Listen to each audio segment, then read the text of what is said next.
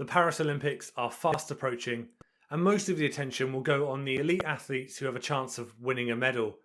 But for me, the Olympics has always been just as much about the stories of the teams and athletes for whom qualification is a success in itself.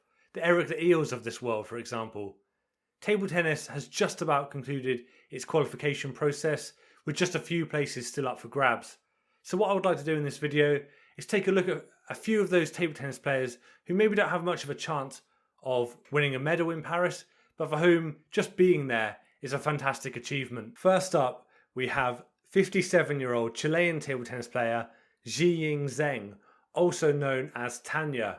By the time the Paris Olympics start, she will actually be 58, which is the same age as Nijia Liang when she played for Luxembourg at the Tokyo Olympics. I can't actually work out which one will be older, as there's literally only a few days in it. Tanya was actually born in China and was part of the national table tennis setup there before she moved to Chile in 1989, where she eventually settled and became a citizen. Her qualification is not only impressive because of her age, but she apparently gave up table tennis for over 20 years, only picking up a paddle again during the COVID pandemic, so it's been a pretty meteoric rise.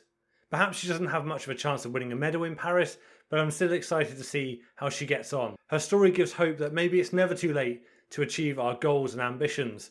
Maybe even I can turn pro one day.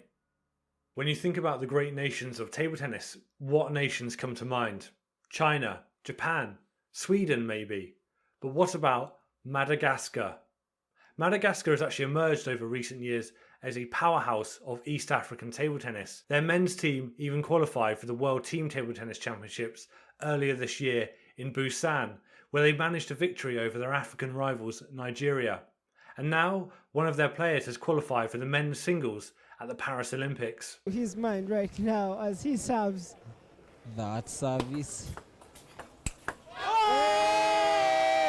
What a beautiful way to finish the set, and yes, Fabio right on the floor.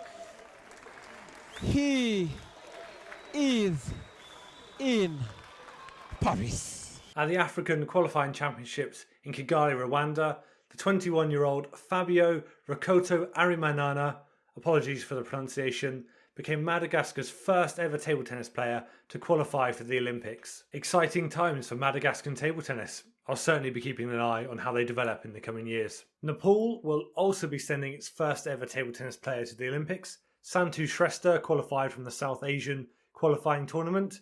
Can't say I know much about him or Nepali table tennis, but I imagine the Nepali table tennis community are pretty excited about it. Once again, Vanuatu is sending a table tennis player to the Olympics. This time it's Priscilla Tommy. Her second time she played at the 2008 Olympics, and she qualified through the Oceania qualifying tournament. Now Vanuatu, a small island nation of only 300,000 people, surely has to be the smallest nation competing in the table tennis at the Paris Olympics this year. Obviously, each of these players is going to Paris with the aim to win some matches and not simply to make up the numbers. But through qualification alone, they've achieved something special, whether it's for their own career or for the nation that they're representing. Most of the attention will go on the players who are likely to win a medal, but I love an underdog story, so I thought I'd take a little look at some of those players who maybe don't have much of a chance of winning a medal, but it's still interesting that they're even there. So I'll be keeping an eye out on how these players do in Paris.